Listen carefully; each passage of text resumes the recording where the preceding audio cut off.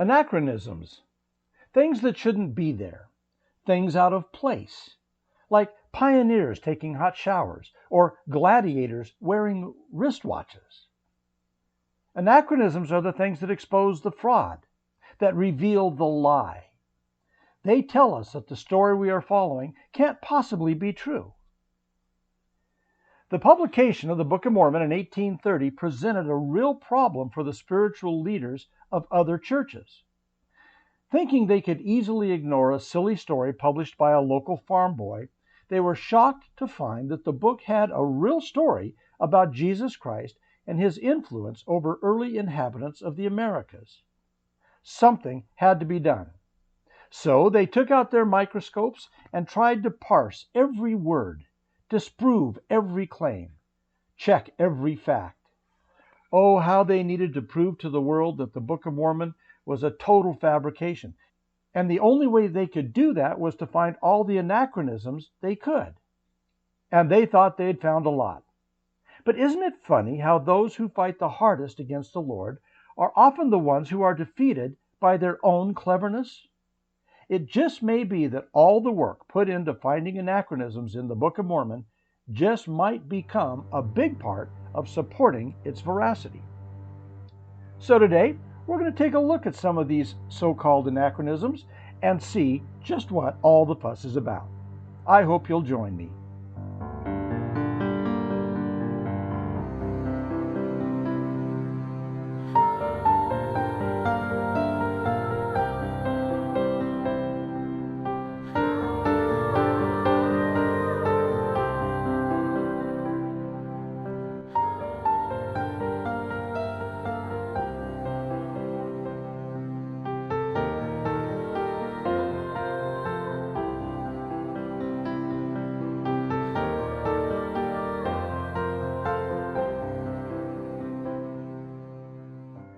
As I said in the introduction, there were originally roughly 200 different points of criticism that were thrown at the church over the Book of Mormon content. In the ensuing 195 years, the vast majority of those, at least 85%, have been answered and disproven, and there is strong confidence that further research and time will provide the answers to the few remaining ones. And I know it will, because the Book of Mormon is true. So the things in it must be true also, and it's just a matter of time and research to find the answers. Before we get into this, though, I just want to say that it has always been puzzling to me that critics have had to microscopically seek out the merest apparent contradictions, as they see it, to try to disprove the totality of the book. The complete saga of the Book of Mormon is of such epic proportions that its mere existence should be evidence enough to satisfy the harshest critic. To produce a book that was dictated in 65 days, without edits or reviews or rewrites, is an extraordinary feat in and of itself, and there is no doubt that that was the fact of how it was produced. This is a book that was written in a straight line. Joseph never went back to refresh himself on what had just been written. He never had any part of it read back to him by his scribes. They worked dedicatedly and produced about 8 pages a day on average until it was finished. By contrast, Hemingway only produced about 2 or 3 pages a day, roughly 500 to 1,000 words.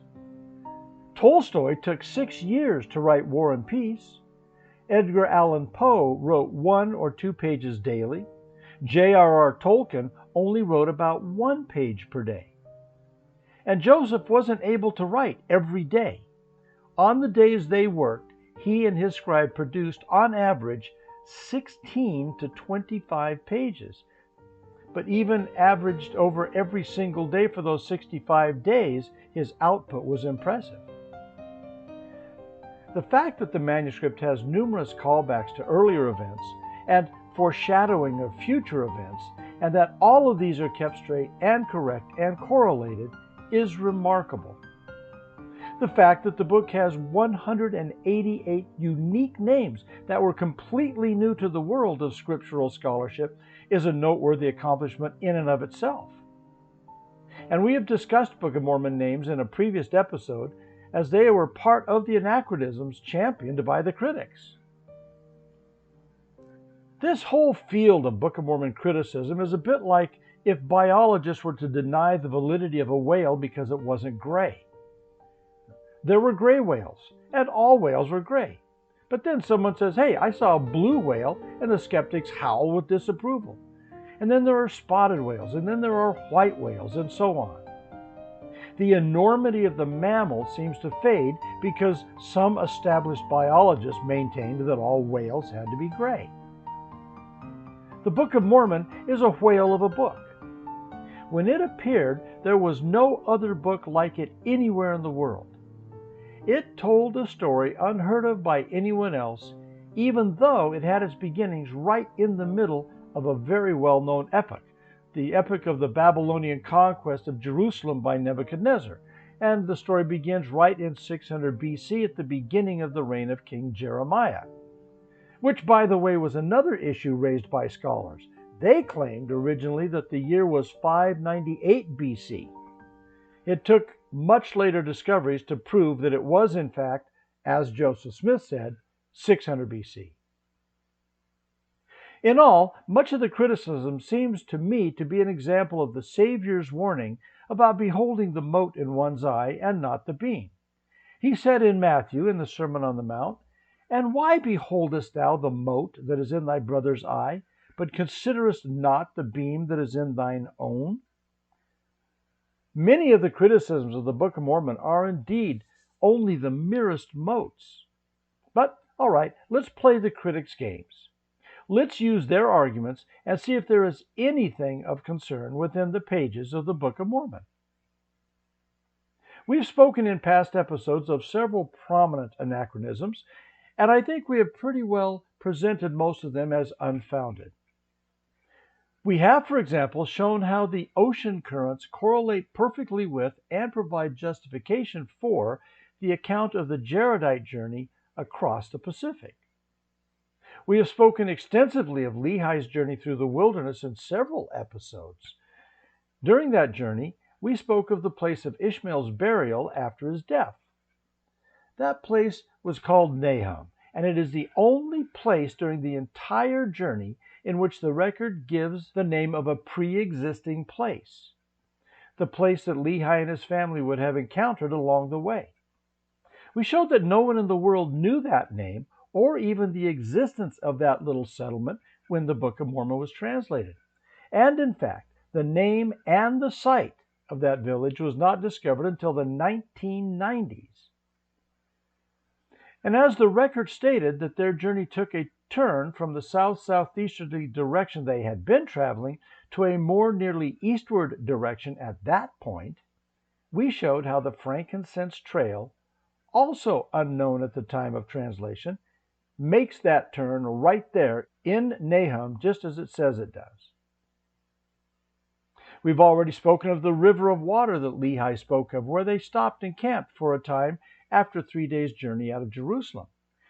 And we told you how Saudi Arabia, as late as 1985, declared that there was not a single river of continuously flowing water in the kingdom, only to have researchers find that one single river, now called the Taib al-Ism, along the eastern side of the Red Sea, precisely about 3 days' journey south of Jerusalem, right where 1 Nephi says it should be. And it is now considered to be the only continuously flowing river of water in the entire kingdom. We did a whole episode on Book of Mormon names and showed that it turns out that, for example, Nephi and Sam were very prominent Egyptian names at the time.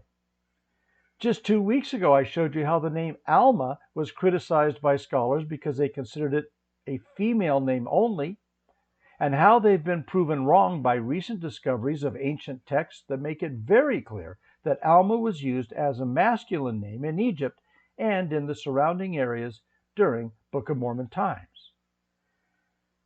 We showed a connection between many of the Book of Mormon names that we considered unique and similar Egyptian names that have been found in the records since discovered by archaeologists.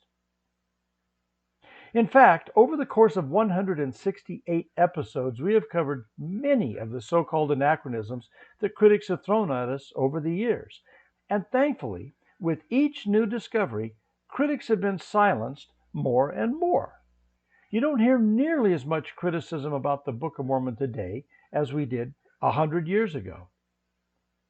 LDS content creator Jasmine Rapoli always provides such interesting content, and I really appreciate her insight to so many areas of LDS thought. She and her husband make quite a team. She has a quote I like concerning anachronisms.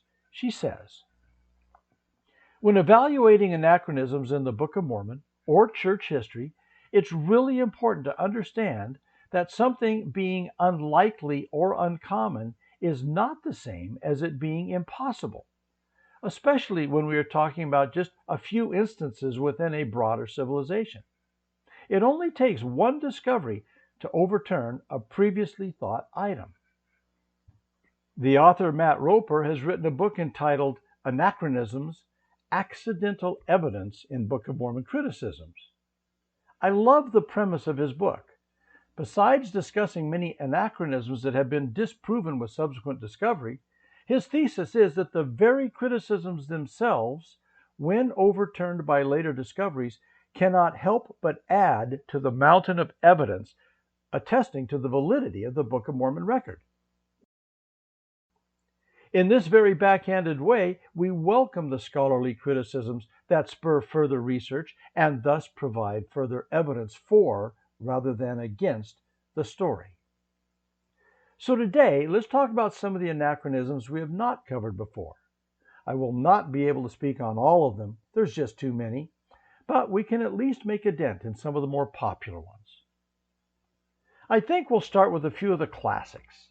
Cement, steel, horses, well, that's a big one, barley, and reformed Egyptian. Oh, and let us not forget the golden plates themselves. We'll see if any other gold or other metal plates have ever been found. So let's start with cement.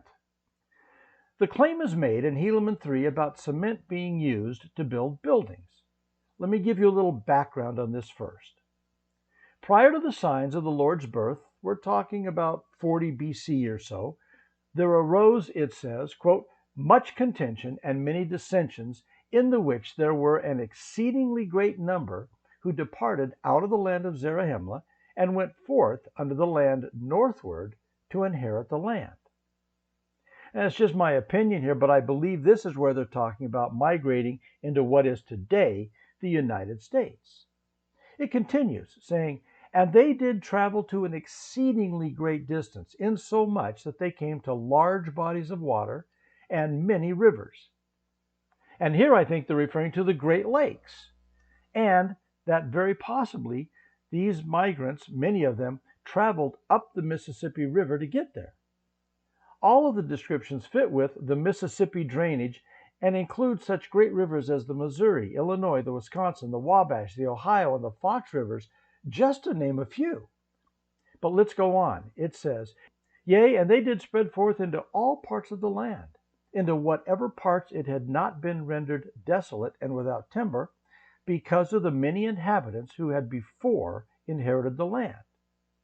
Here I think they're talking about the Jaredites, who also saw great migrations to the north, from an area roughly where Zarahemla was later located. That area, the land and city of Zarahemla, seems to be the focal point for much of the Book of Mormon action. Now here's the verse that had all the scholars' knickers in a twist. And there being but little timber upon the face of the land, nevertheless the people who went forth became exceedingly expert in the working of cement. Therefore they did build houses of cement, in the which they did dwell. Well, the critics went nuts over this claim, but it turns out they were wrong. This from a great website called evidencesofthebookofmormon.org. When the Book of Mormon was published in 1830, the world was unaware of any cement structures in the ancient Americas that had existed prior to Columbus. While some explorers had made contact with the sites, there was no archaeological work that had been published about them. It wasn't until 1845, about 15 years later, that the first publication was produced that included the discovery of cement in ancient Mesoamerica construction. It was written by John Lloyd Stephens in his work titled Incidents of Travel in Central America, Chiapas, and Yucatan, which chronicled his journeys to Central America that he started in 1839. By 1929, ancient cement use had become common knowledge in the United States. Heber J. Grant, then president of the church, acknowledged its existence in the archaeological record in the April conference of the church that year.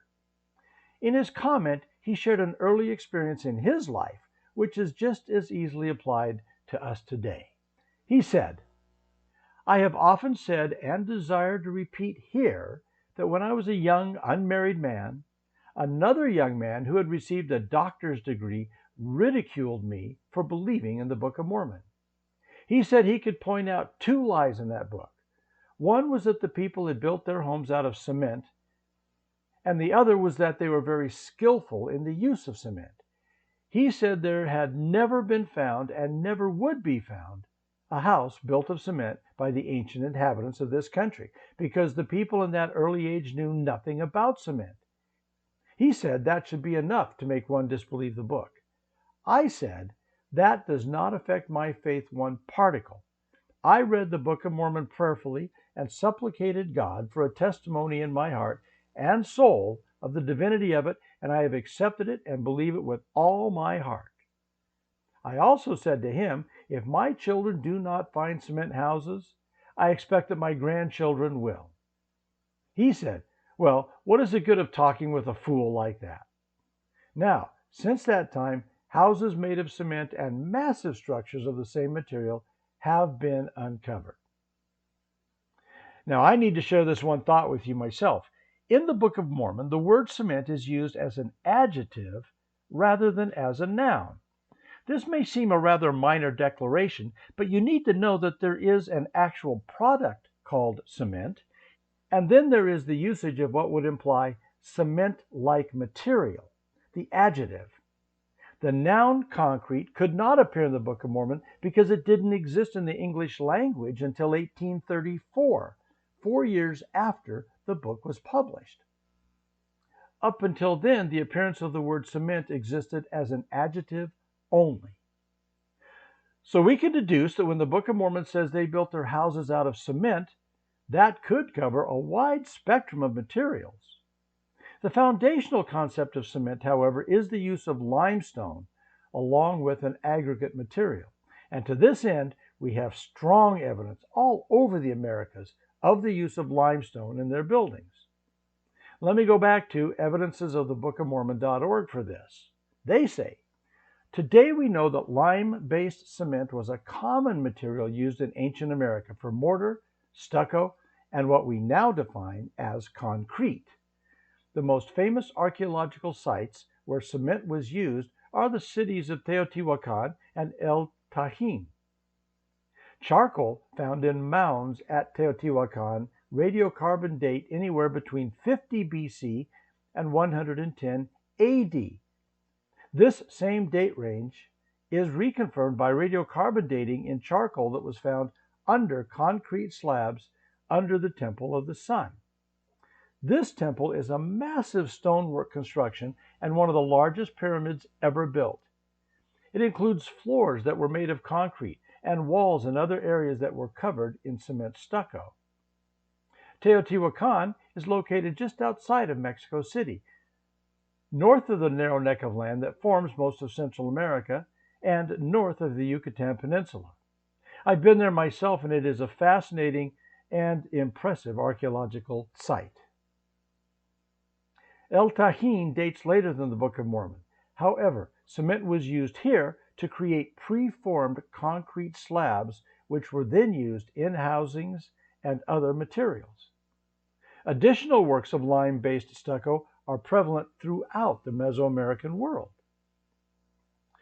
When criticizing the mention of cement in the Book of Mormon, the scholars and critics actually did us a favor, because by proclaiming loudly that there was no cement used in Mesoamerica, They also established that Joseph Smith could not have used or plagiarized this knowledge from any other source.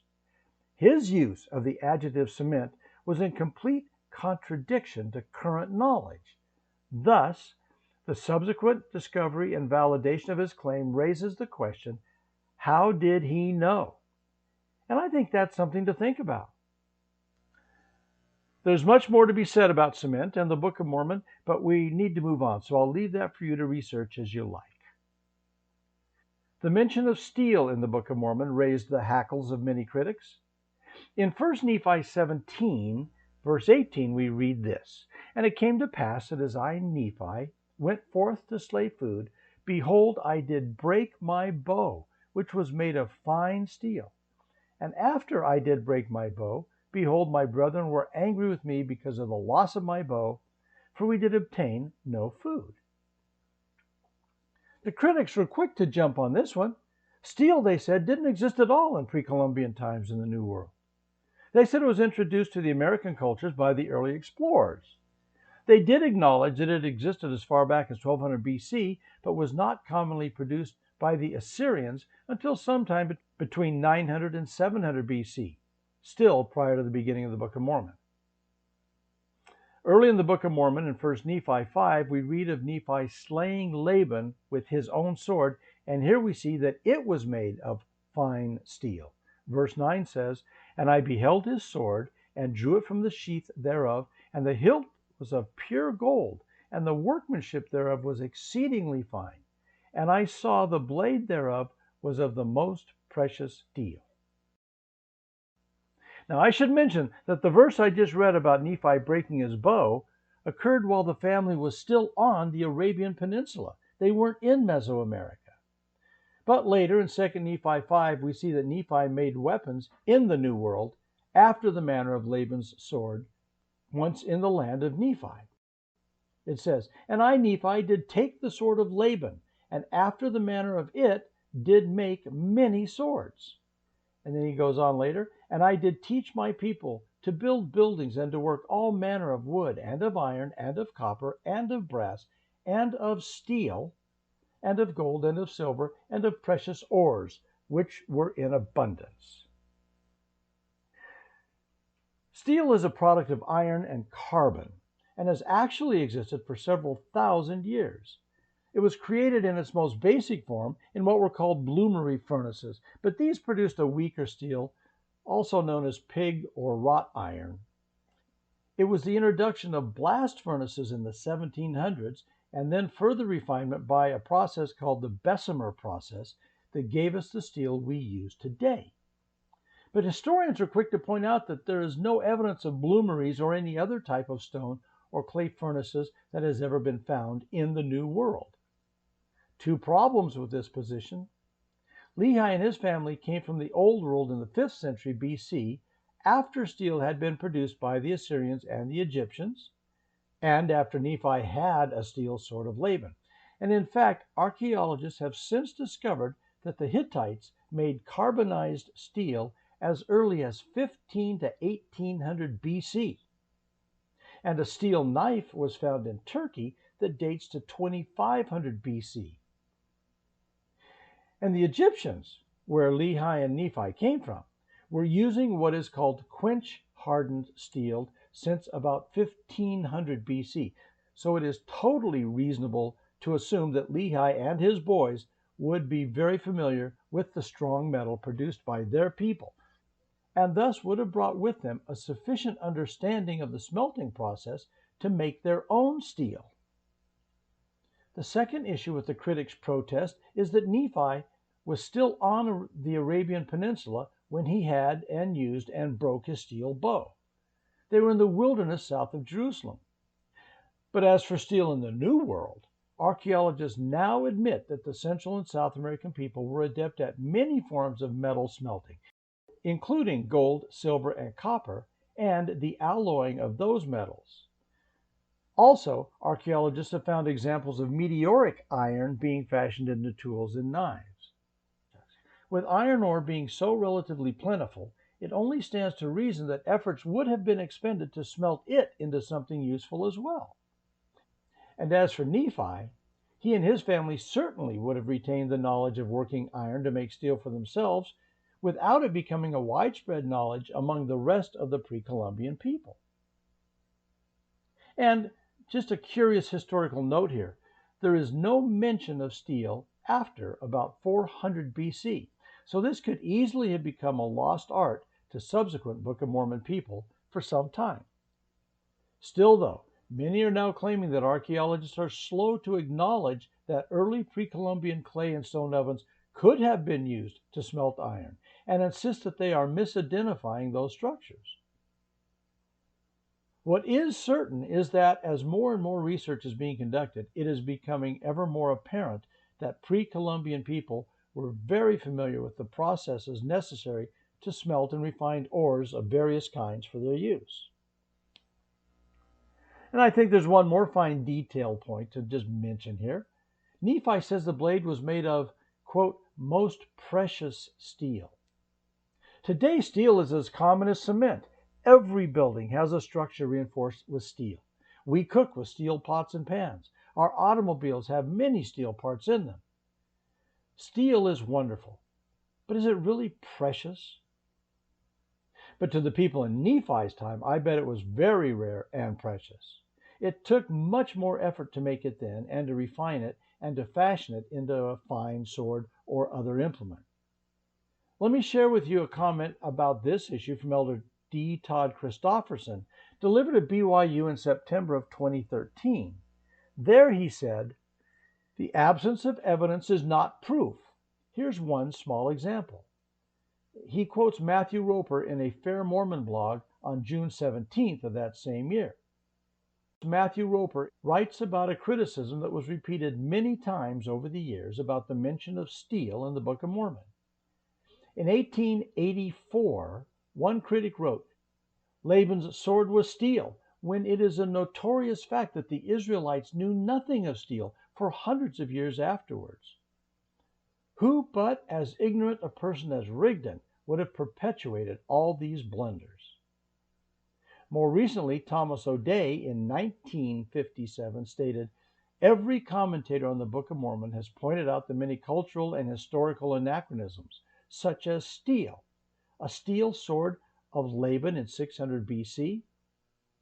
We had no answer to these critics at the time, but as often happens in these matters, new discoveries in later years shed new light. Roper reports, it is increasingly apparent that the practice of hardening iron through deliberate carburization, quenching, and tempering was well known to the ancient world from which Nephi came. It seems evident," notes one recent authority, "that by the beginning of the 10th century BC, blacksmiths were intentionally steeling iron." In 1987, the Ensign reported that archaeologists had unearthed a long steel sword near Jericho dating back to the late 7th century BC, probably to the reign of King Josiah, who died shortly before Lehi began his prophecy. This sword is now on display at Jerusalem's Israel Museum, and the museum's explanatory sign reads in part, "The sword is made of iron hardened into steel." Okay, now let's move on to horses. This has always been a big issue for critics. Since I was brand new in the church back in the 60s, I've heard the critics claim that the Book of Mormon assertion that there were horses was proof that it was false, because everybody knew that horses were brought over with the Spanish, which many of them were. But then within a year of my baptism, our family took a vacation to southern Utah.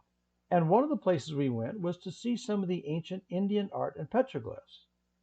Now, I'll admit right here that I can't remember exactly which park we were in when the following occurred, but that doesn't matter. We were in one of the museums at one of the parks, and there was a display of Anasazi Indian rock art. And one of those displays clearly showed horses. The art was dated well before any Europeans had arrived. And again, I can't remember the dates exactly, but they were very old.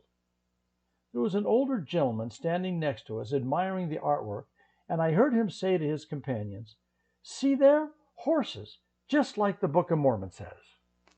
I've never forgotten that, and it seems modern discoveries are falling our way now. So, what about horses? Horse petroglyphs have also been discovered in Chaco Canyon in northwestern New Mexico, near the Four Corners region. In 1 Nephi 18, Nephi has been exploring this new land they have just landed in, and he tells us of the bounty it contains. He says in verse 18, "And it came to pass that we did find upon the land of promise, as we journeyed in the wilderness, that there were beasts in the forest of every kind, both the cow and the ox, and the ass, and the horse, and the goat, and the wild boar, and all manner of wild animals, which were good for the use of man." Most scientists believe that the horse actually originated in the Americas and spread across the land bridges from the Americas to Asia, eventually migrating into Africa and Europe. They maintain that over the course of millions of years, the horse evolved from a smaller breed to the larger horses of today. Near the end of the Pleistocene period, about 10,000 years ago, the most recent ice age came to an end. During this time, many large mammals that once roamed the Americas became extinct. Among those were mammoths, camels, and the mid-sized horses that once lived in abundance in the New World. Scientists typically postulate that these animals died off due to climate changes and possible overhunting. They don't tell us why they would die off here and not in the Old World, but no matter. In other parts of the world, however, horses continued to thrive and eventually evolved into modern-day horses. I guess they didn't have hunting and climate change. When the Spaniards came to the New World in the early 16th century, they brought horses with them, for sure. Some horses eventually escaped, and those multiplied in the wild. However, not all scientists agree on this point. At least a few non-Mormon scholars believe that real horses, of a stature smaller than modern horses, may have survived New World extinction.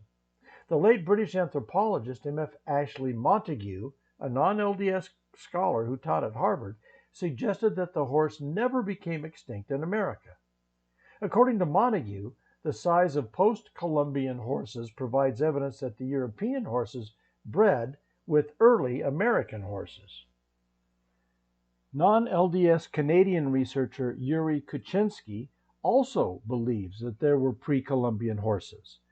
Kuczynski, however, believes that horses, smaller than our modern horses, were reintroduced into the west coast of the Americas around 2,000 years ago from the Asians who came by ship. Among Kuczynski's evidences for pre-Columbian horses are 1. Horse traditions among the Indians that may predate the arrival of the Spaniards, 2. Supposedly pre-Columbian petroglyphs that appear to depict horses, and 3. Noticeable differences between the typical Spanish horse and the much smaller American Indian ponies. FairLatterdaySaints.org made a very good point on this subject. It reminds us that Joseph knew much about horses, yet in the Book of Mormon they are not used in any way he was familiar with. They are not mentioned as being used for work, transportation, or battle. Joseph likely knew, as everyone did, that the European horse was introduced by the Spanish. Why then did he make such a clumsy error in his forgery? Critics of the church falsely attribute the possibility of the word horse as a description of a similar animal, a deer, to Joseph mistranslating the text. But no one claimed that Joseph mistranslated the term deer for horse. The accurate position is, however, that early Nephites may have labeled deer horses, and this is conjecture based on the fact that the Amerindians called horses deer when they first saw them. They bring us a good point. If Joseph well knew what horses were for, why didn't he speak of them as being used in like manner in the Book of Mormon? Even the Bible, both Old and New Testaments, mentions horses being ridden, but not the Book of Mormon. I think this is one of those subjects that has a lot still to be understood, but certainly not anything of substance to be used to disprove the validity of the Book of Mormon. And personally, I'm perfectly willing to leave the rest of this argument on the shelf and await further light and knowledge as it comes forth, which it will for sure. Critics call the mention of barley in the Book of Mormon as clear evidence of its falsehood. Once again, they were just a bit premature. Alma 11 is an interesting chapter. It's here where we learn of Zeezrom's attempt to bribe Amulek to deny the existence of a supreme being. In the course of that exchange, we learn of the Nephite monetary system, at least the system devised by Mosiah. I did a whole episode on that system back at the beginning, showing how it's the most efficient monetary system in the world as to its various values and structures. Anyway, as part of that explanation, we read in verse 7 the following. A senum of silver was equal to a senine of gold, and either for a measure of barley, and also for a measure of every kind of grain. Oh, but the critics cried foul. There was no barley in the Americas until it was brought over by the Europeans. Barley was considered to be an old world only crop. They claimed that domesticated barley came from the Near East and that no known Native American group grew barley. At the time, there were no known archaeological samples of barley being identified in ancient American sites. But beginning in the 1980s and continuing into the 2000s, archaeologists began identifying a native form of barley called Hordeum pusillum, or little barley. This is a native North American grain. It's been found in Arkansas, Oklahoma, Iowa, and the Illinois River Valley, also in Arizona and on the Colorado Plateau. Since the discovery among the Hohokam Indian archaeological sites in Arizona in 1983, it has been discovered that little barley, Hordeum pusillum, is native to the Americas. FairLatterdaySaints.org made this rather long comment on barley. Archaeologists are now finding barley all over North America and Mexico. Since most scholars place Book of Mormon events in Central America, many of these sites and cultures would show that barley was native to the Americas, but outside of Book of Mormon locales. However, since it is now being found in Mexico and the Southwest, it is becoming more likely that Book of Mormon cultures were in contact with cultures from the north and may have possessed barley. The Hohokam, who lived in Arizona, where domesticated barley was first found in 1983, are thought to have been in trade with tribes of Central America. As evidenced by an abundance of ball courts and platform mounds, cultures reigning far to the south clearly influenced the Hohokam. Thus, it comes as no surprise to learn that Middle America was the source for their principal crops. Several varieties of corn, 2 kinds of squash, bottle gourds, and cotton. All these cultigens originally had worked their way north over time from places like the Valley of Mexico to the people of the Sonoran Desert, and had 2 kinds of grain amaranths and probably cultivated tobacco. They may have been the only culture to have cultivated little barley. While the connection between Mesoamerica and barley is not made, it would seem odd that trade of principal crops would take place without the trade of barley. Whether the trade came from Mesoamerica to Arizona or the other way around, it would make sense that barley was part of the crop trade between the cultures. Why make a trade of major crops and not trade barley? They very well may have, but because of the moisture content and acidity of the soil in Mesoamerica, it may be difficult to find little barley in archaeological digs in Central America. However, the trade did not stop in Arizona. We have evidence of trade from Mesoamerica all the way up the Mississippi River. The Smithsonian states the Maya forged strong political and commercial alliances with the civilizations of Central Mexico.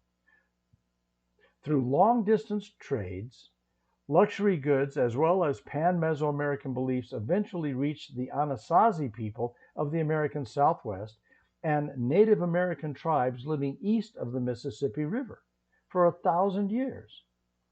Mesoamerican merchants traded ritual objects like macaw feathers and copper bells for precious turquoise mined by the Anasazi and Hohokam of the America Southwest.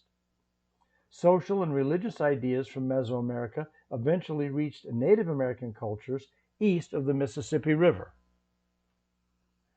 Another problem our critics have with the Book of Mormon is in the claim that it was written in Reformed Egyptian.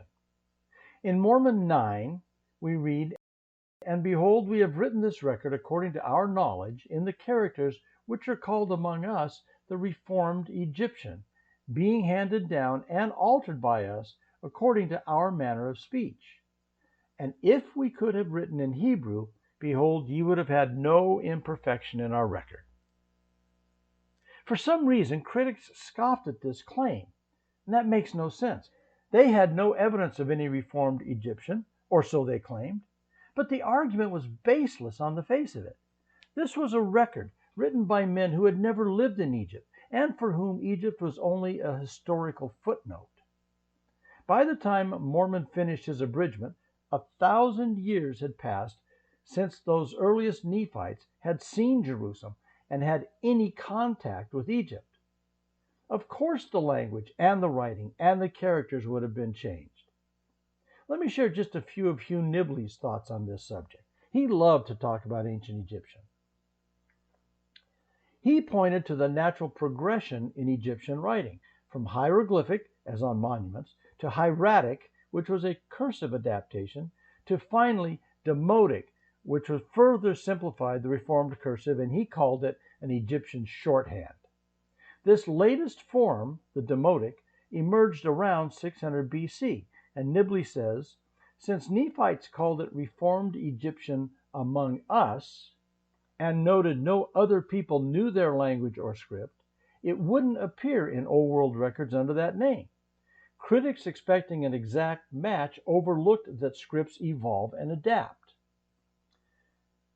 Well, let's look at our own language. It's pretty well accepted that English didn't become a predominant language until the advent of Shakespeare in the late 1500s and early 1600s. Of the 17,000 words that Shakespeare used, fully 10% of them were completely new to the English language. His time of provenance was in the late 1500s to the early 1600s, and an interesting note, before his works became famous, the libraries at Oxford and Cambridge universities only had a small number of books written in English. Most were written in Latin. After Shakespeare, the number of books written in English blossomed dramatically, and English became the majority of the offerings in those libraries. But even that English was a far cry from what we have and speak and write today. The use of F in place of S in early English is a good example. Languages change all the time. Look at the difference not only of accents, but of word usage between England and the United States today. We have only been separated from England by about 300 years, and we communicate with them all the time. So to criticize the Book of Mormon for saying that their Egyptian and their Hebrew have been changed by them is only to be expected. If, on the other hand, the book had claimed to be written in flawless Egyptian, that should have and would have been a red flag for many. Now, I think that we should probably end by speaking about the golden plates. This was one of the first and one of the biggest criticisms in Joseph's day, and for a number of years afterwards. According to archaeologists and researchers, the ancients just didn't write on gold or any other type of plates. Everybody knew that. They wrote on either papyrus or parchment.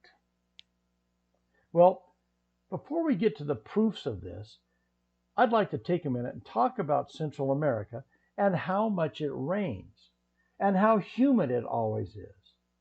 Anyone who has traveled through Central America knows this.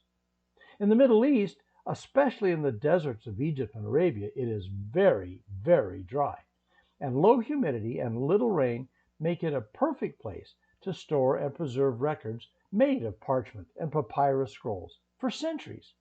The Dead Sea Scrolls are a perfect example of this. But how do you suppose those same scrolls would have fared in Central America during the rainy season? Every year, year after year, and the unrelenting humidity when it wasn't raining. So inhospitable is the climate of Central America to papyrus and parchment that no scrolls would ever have lasted more than maybe a few decades at best. So if Joseph Smith had claimed that the Book of Mormon manuscript was contained on a series of scrolls, either papyrus or parchment, that would have been suspect. It would have been an easy thing for any scientist to demonstrate just how improbable it would have been for those scrolls to survive such an inhospitable climate. And the whole issue would have been resolved right there and then. Now, conversely, no papyrus or parchment scrolls, none, have ever been found in Central America. So Joseph Smith was ahead of the game right there. And if you ask if any metal plates with ancient records on them have ever been found in Central America, the answer is a resounding yes. However, none had been found before Joseph Smith's time. So once again, he was the first to present this prospect to the world. Since his day, we have found all kinds of metal scrolls, of gold or gold alloy, and also of copper and of brass. Also, with the discovery of the Dead Sea Scrolls back in Qumran, archaeologists found among the many scrolls and fragments a copper scroll, which seemed to contain a record of all the valuables, gold and silver and other treasures. It is almost as if their most important records needed to be on metal to guarantee the best chance of survival. Among the plates discovered in the Americas by archaeologists are copper plates from the Mississippian culture in Tennessee, Georgia, Alabama, and Illinois. These plates were made of a hammered copper. Similarly, the Michigan copper culture artifacts contained engravings and other markings. Now, I said nobody had found metal plates in Joseph Smith's day. That's not exactly true. In Central America, early Spanish explorers, the conquistadors, noted that Mesoamericans used metal tablets or gold sheets to record sacred knowledge. One native historian from Texcoco wrote that the Toltecs kept, quote, histories and genealogies engraved on metal plates. And in 1540, Pedro de Castaneda, who accompanied Coronado, wrote that certain tribes kept records etched on copper plates. And from the Popol Vuh, we learned that the Quiche Maya claimed that their ancestral histories speak of old forms of writing kept in the days of our first fathers, including the tradition of engraved metal records. Sadly, though, none of those records survive today because those were the types of artifacts that the conquistadors greedily confiscated and melted down for return to Spain. One LDS content creator, Christian Williams, with a wonderful channel called The Holy Rebellion, had a very interesting take on this recently. I'd like to share it with you. It's a little bit long, but he started thus. How did Joseph Smith know? When Joseph Smith claimed an angel led him to golden plates buried in a stone box on a hillside in New York, the reaction was swift and brutal, ridiculous, absurd, obviously made up. In 1887, prominent critic Reverend M.T. Lamb declared no such records were ever engraved on gold plates or any other plates in the early ages. Every detail seemed preposterous. Writing on metal plates, binding them together with metal rings, burying them in stone boxes. Ancient people did not do that, period. It was considered settled fact. Joseph's story was fantasy, and this is where critics end the story. But I won't do that to you. You deserve to hear the good part. Archaeologists excavating in Persia discovered something extraordinary. Stone boxes covered with circular stone lids, and inside gold and silver plates inscribed with ancient texts. The Darius plates, dating to 500 BC, carefully preserved in stone boxes, just like Joseph described them. In the 1940s and 50s, archaeologists unearthed another stunning find in Bulgaria, 6 gold plates bound together with rings. And there are many other examples from the Old World. But you might be wondering, okay, great, they found metal plates in the Old World. What about America? Well, I'm happy you asked. Around the same time frame, Edward Thompson drained the sacred cenote at Chichen Itza in Mexico, and he finds 29 gold plates, some entire, some fragmented, with intricate designs, thin but strong, and worked with precision metal tools. In the late 1800s through 1900s, archaeologists across the American Southeast discovered elaborate copper plates from the Mississippian culture of sacred objects, ceremonial records buried with elite leaders. The pattern is undeniable. Ancient people in both the Old World and the Americas did preserve important records on metal plates. They did bind them with rings, and they did bury them in stone boxes for preservation. A critique against Joseph Smith became an evidence for him. So, in 1829, when every scholar would have mocked the idea of ancient metal plates buried in a stone box in the ground to be absurd, how did Joseph Smith describe exactly what was to be found as commonplace across the Old and New World?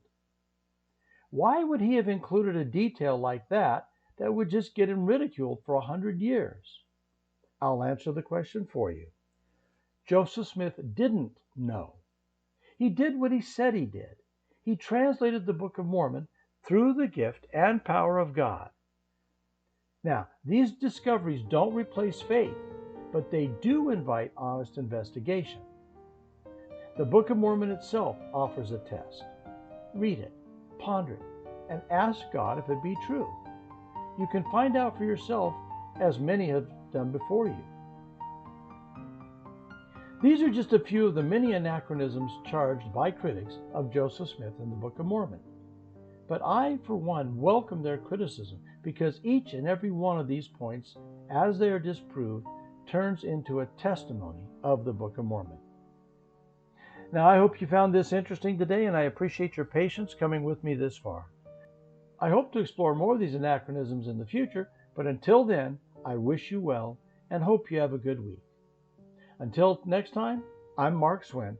Thank you for listening.